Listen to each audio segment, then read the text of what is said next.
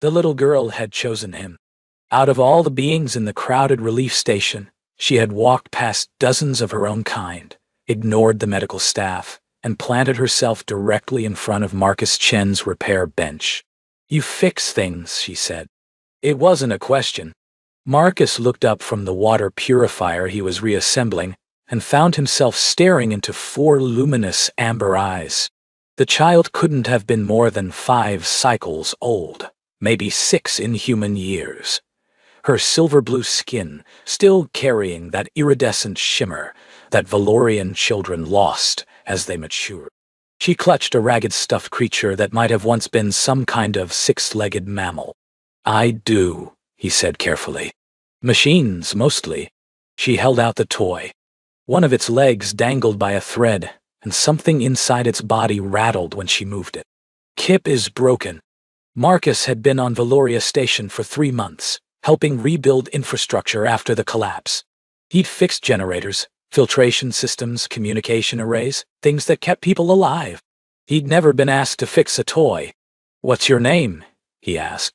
"Nira. Dot." She pushed the toy closer to his face. "Kip doesn't purr anymore. Nira." A sharp voice cut through the ambient noise of the station. Marcus looked up to see a Valorian woman pushing through the crowd, her expression caught somewhere between relief and mortification. She was tall, as most of her species were, with the same silver-blue coloring as the child but darker, like deep ocean water. Her 4 eyes, 2 large, 2 smaller above, fixed on him with unmistakable suspicion. "I apologize," she said, reaching for the girl. "She knows not to bother the human workers. She's not bothering me." Marcus surprised himself by saying it. Even more surprising was that he meant it. "She just wants me to fix her." "Kippadite." The woman's posture shifted, some of the tension leaving her shoulders. "She's been carrying that thing since before the collapse. It hasn't worked properly in months." "The sound mechanism," Nira said solemnly. "Kip purrs when I squeeze him. But now, he just clicks." Marcus turned the toy over in his hands. The construction was simple enough. Pressure sensor, small speaker, basic circuit. Child's toy technology was universal, apparently. "I think I can help Kip," he said. "But I'll need to take him apart. Is that okay?" Nira's lower eyes narrowed while her upper ones widened, an expression Marcus had learned meant serious consideration among Valorians. After a moment, she nodded. "Nira, we shouldn't," the woman began. "Mama, he fixes things." The child said it with absolute certainty, as if this explained everything. Marcus pulled a small toolkit from under his bench and began carefully opening the toy's back panel. The mother stood frozen, clearly torn between dragging her daughter away and something else. Curiosity, maybe. "I'm Marcus," he said without looking up. "I'm one of the engineers working on the water systems." "Seleth," she replied after a pause. "We live in Section 14, the section with the power fluctuations. You know of it? I fixed the secondary relay there last week." He found the problem, a cracked pressure plate that was triggering the wrong sound file. The purr mechanism was intact, it just wasn't receiving the signal. "Your daughter's toy isn't broken, exactly. It's just confused about what sound to make." He pulled a tube of conductive adhesive from his kit, applied a careful line along the crack, and pressed the plate back together. Then he closed the panel and handed the toy to Nira. "Try it now." The girl squeezed, and a soft rumbling purr filled the space between them. Her whole face transformed, all 4 eyes crinkling, her small mouth stretching into a smile that showed rows of tiny pearl-like teeth. "Kip!" She clutched the toy to her chest and looked at Marcus with an expression of such pure gratitude that something shifted in his chest. "You fixed him. It was a small thing," he said. Nira shook her head firmly. "It was not small.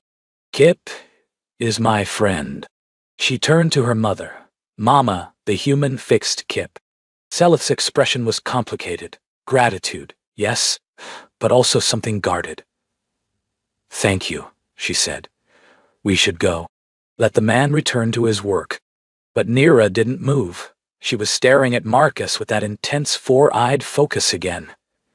"Will you be here tomorrow?" "Nira?" "Probably," Marcus said. "I have more purifiers to fix." The child nodded as if this confirmed something important. Then she let her mother guide her away, but she looked back 3 times before they disappeared into the crowd. Marcus returned to his work, but his hands moved automatically while his mind wandered. There was nothing unusual about a child seeking help for a broken toy. Nothing unusual about a mother being protective in a relief station full of strangers. Nothing unusual about any of it.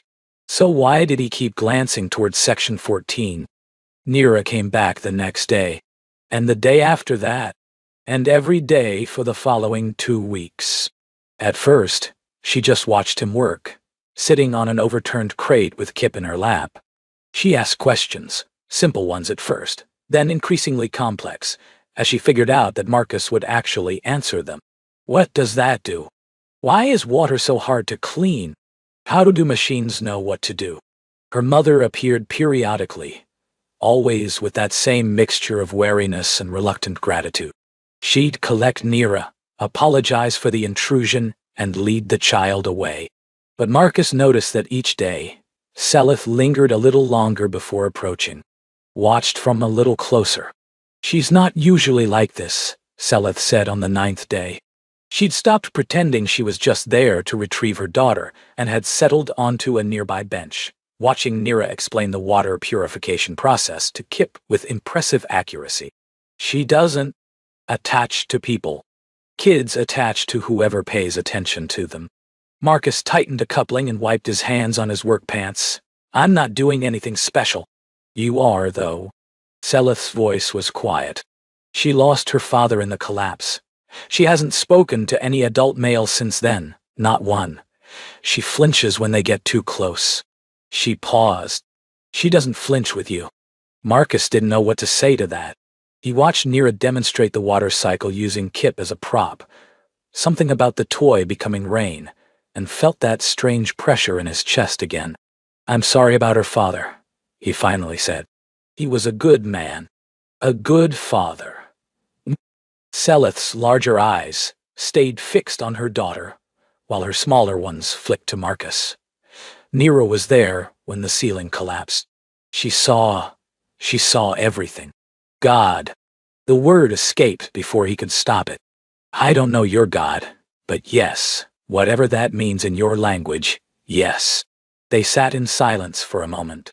Nira had moved on to explaining something about fish, though Marcus was fairly certain she'd never seen a fish in her life. "Why do you think she chose you?" Seleth asked. "Out of everyone?" Marcus had wondered the same thing. He'd spent hours turning the question over, examining it from every angle the way he'd examine a broken machine. "I don't know," he admitted. "Maybe because I was sitting still, working with my hands. Maybe I looked safe. Many people were sitting still. Many people work with their hands." Seleth's gaze was heavy on him now. "She walked past all of them to get to you. Maybe she could tell I'm good at fixing things. Maybe." Seleth didn't sound convinced. "Or maybe she could tell you're good at other things." Before Marcus could ask what that meant, Nira bounded over with Kip raised triumphantly above her head. "Mama, I told Kip about water, and now he wants to know about electricity. Can the human tell him about electricity?" "The human has a name," Seleth said mildly. "Marcus." Nira said it carefully, testing each syllable. "Marcus." "Can Marcus tell Kip about electricity?" Marcus looked at Seleth, waiting for permission he suddenly realized he needed. She held his gaze for a long moment, something shifting behind those 4 amber eyes. "If Marcus wants to," she said finally, "and only if you don't bother him when he's working on important things." Nira's entire body vibrated with excitement. "I won't bother. I'm very good at being quiet. Kip is too." She turned to Marcus with devastating sincerity. "We're very quiet." "I've noticed," Marcus said, and found himself smiling. That afternoon, he taught Nira about circuits, using bits of wire and a small light to show how electricity flowed. She absorbed information like a sponge, asking questions that made him think harder than most of his engineering courses had. Seleth stayed for the whole lesson. She didn't say much, but Marcus caught her watching him with that complicated expression, the one he couldn't quite decode.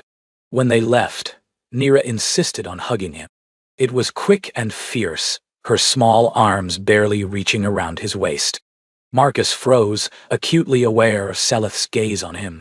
"Thank you for teaching, Kip," Nira said seriously. "You're welcome." She grabbed her mother's hand and pulled her towards Section 14. Seleth looked back once, and this time she wasn't guarded. She was curious. The next day, she brought him lunch. "You work through meals," she said, setting a container on his workbench. Nira was concerned. "Nira was concerned, or you were concerned?" Seleth's smaller eyes crinkled.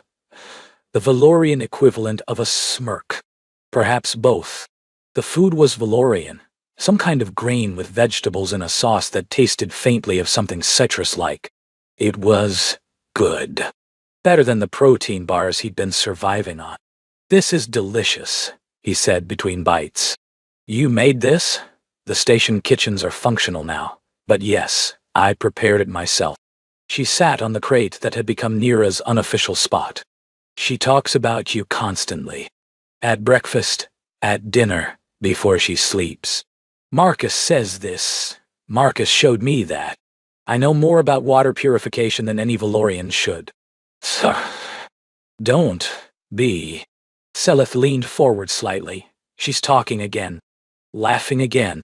She had nightmares every night for 4 months after the collapse.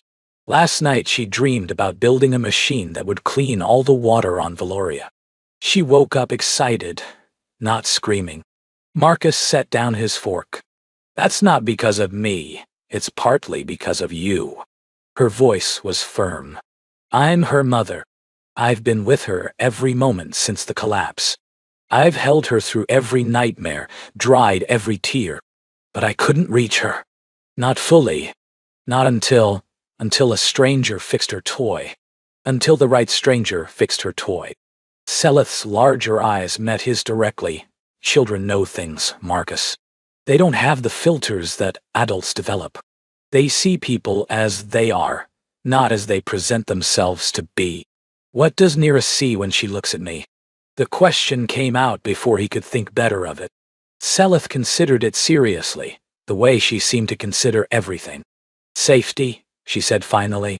"Patience. Someone who would never hurt her, even by accident." She paused. "Someone who fixes things. I'm just an engineer. You're not just anything." Seleth stood, smoothing her clothing in what Marcus had learned was a nervous gesture. "I should let you eat and work, Seleth?" She paused. "Thank you, Fiu, for the food." She nodded, and for just a moment, her expression softened into something almost tender.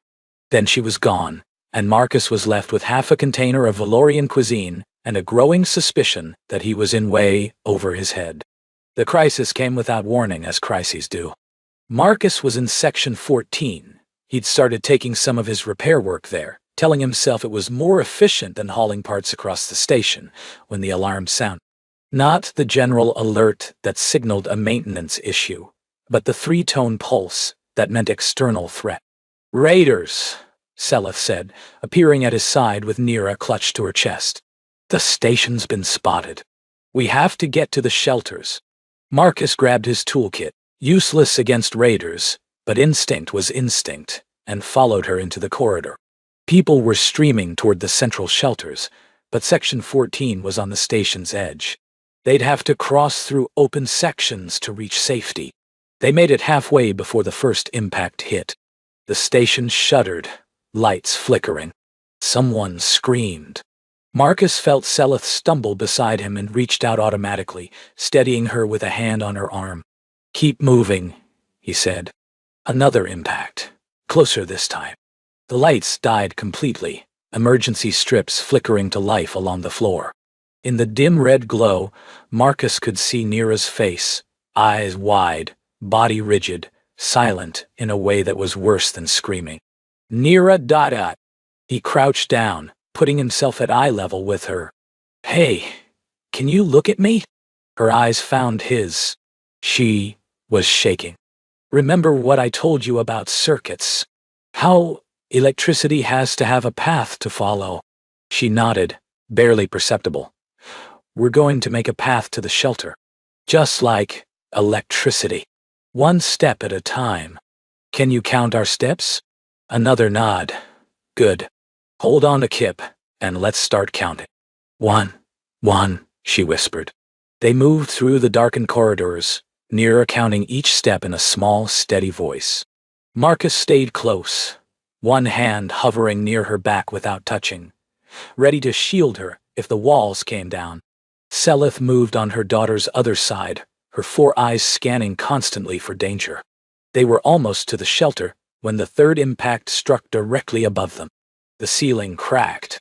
Debris began to fall, and Marcus moved without thinking, throwing himself over Nira and Seleth both, his back to the falling wreckage.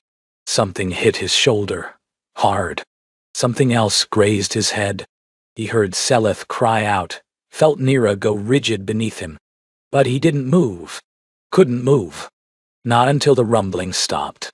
Stay down, he breathed. Stay down, stay down. The debris settled. The corridor groaned but held. Marcus risked lifting his head and found himself inches from Seleth's face. Her eyes were wild, searching. Nira, I'm okay. The small voice came from beneath them both. Mama? Marcus? We're okay.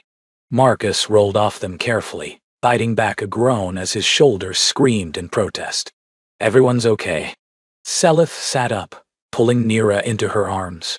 Then she looked at Marcus, really looked at him, and her expression shattered into something raw. You covered us. Her voice cracked. You could have run. You covered us. You're between me and the shelter. I had to go through you anyway. The joke fell flat, but Marcus couldn't find better words. His head was ringing. You're bleeding. Seleth reached out, her fingers brushing his temple. They came away silver. No, wait, that was red. Human blood just looked different in this light. I'm fine. You're not fine. She was already tearing a strip from her sleeve, pressing it to his wound. You protected us. You... She stopped, jaw working. Why? Because you needed protecting. We're strangers to you. Aliens. Why would you, Mama? Nira's voice cut through her mother's spiraling words. The child had stopped shaking. She was looking at Marcus with that intense focus, all 4 eyes clear and certain. He fixes things. Something passed between mother and daughter.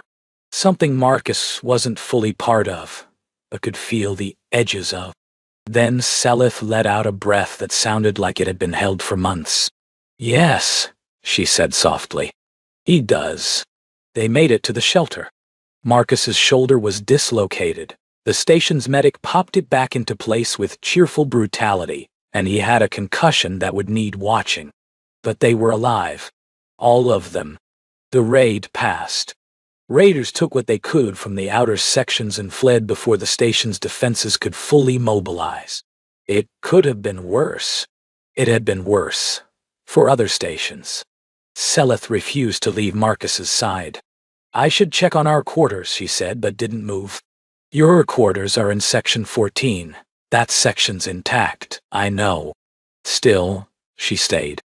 Nira had fallen asleep against Marcus's uninjured shoulder, Kip clutched in her arms. She'd stopped counting at 247, her voice trailing off mid-number as exhaustion claimed her. She's never fallen asleep with anyone but me, Seleth said quietly. Since the collapse. She won't even sleep in the same room as my sister. She's exhausted. It's been a hard day. It's not about the day. Seleth's hand found his, tentatively, as if she wasn't sure she was allowed. It's about you. Marcus looked at the small girl sleeping against him, at the toy clutched in her arms, at the mother whose hand felt surprisingly warm in his. I'm not... He stopped. Started again. I don't know how to be what she needs. You're already what she needs. You've been what she needs since the moment you fixed Kip. Seleth's fingers tightened around his. The question is whether you want to keep being it. I'm only here for another 3 months. The water systems could be extended, or you could leave. Her voice was carefully neutral. No one would blame you for leaving. Would you blame me? Seleth was quiet for a long moment. I would understand, and I would be grateful for what you've already given us. She paused. But my daughter's heart would break, and maybe mine would too. Marcus looked at her then. Really looked. At the exhaustion and fear and hope warring in her expression. At the way she held herself, ready for rejection, but still reaching out. I don't know how to be a father, he said. I had a terrible example. I don't know how to trust again. My husband's death made sure of that. This is insane. Completely. They sat in silence, Neera's soft breathing filling the space between them. Somewhere in the shelter, someone was crying. Somewhere else, someone was laughing with relief. I could try, Marcus said finally. I could try. Seleth's hand squeezed his once, hard. That's all anyone can do. 3 months later, Marcus submitted his request to extend his posting on Valoria Station indefinite. The decision had built slowly, like sediment settling after a flood. There was no single moment, or rather, there were too many moments to count. Neera's face when she mastered her first real circuit. The way Seleth laughed when Marcus mispronounced Valorian words. Breakfast together in Section 14, which had somehow become home.